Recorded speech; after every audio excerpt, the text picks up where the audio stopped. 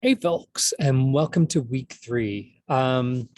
So as we mentioned before, this particular module for this class is around universal design for learning mathematics. And this is our first real discussion and dive into what exactly universal design for learning is.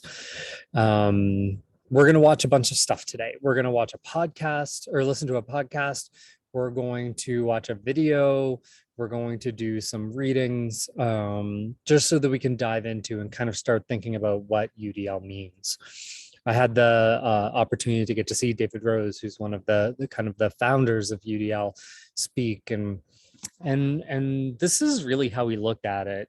Ultimately, you know, when we think about students learning and students struggle, which we've had some time to talk about in this class a little bit,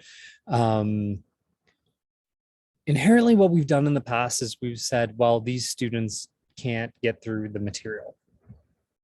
And we've learned that that's not really how we need to look at this.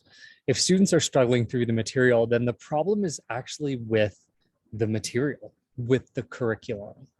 And that's really the major premise of universal design for learning. We're going to talk about how it connects to neuroscience. We're going to talk about how we do this work very practically in our class. But the idea is that inherently there are barriers in the work that we do to support our students. And what we want to be able to do is kind of take a step back and think about how we can support those barriers. The video will talk about the history of universal design and how that connects to universal design for learning and all that kind of good stuff. I won't get into that.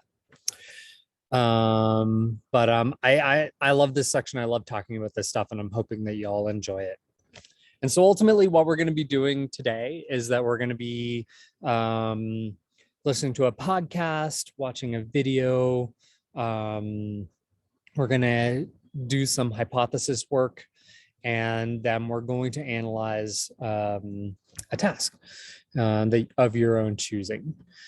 And so the things to think about for this particular week, the first thing that it asks you to do in our PowerPoint slides is to join the hypothesis group for this class. And so we'll always have a hypothesis group that you'll annotate in. It won't be public. It'll be just for our group.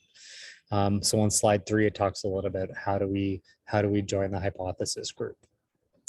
After you've done that, again, we're going to watch the video, listen to the podcast. There's a quick article I want you to read, and then I want you to annotate it using hypothesis in our group. And then I'm going to have you spend a little bit of time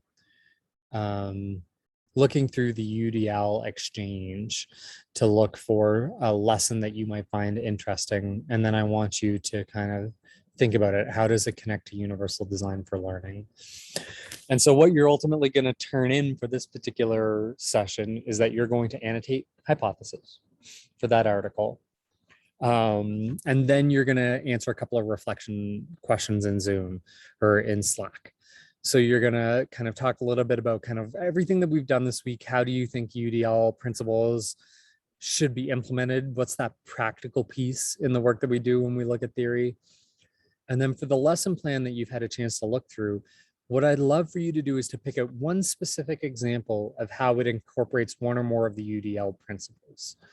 And so you'll have a chance to be able to look through those guidelines throughout this discussion. And so I want you to specifically look at those guidelines and think, you know, how do we do this in lesson planning? How do we do this in our work? As always, please ask me any questions if you have any. Thanks so much for all of your work, and looking forward to seeing what y'all come up with. Thanks.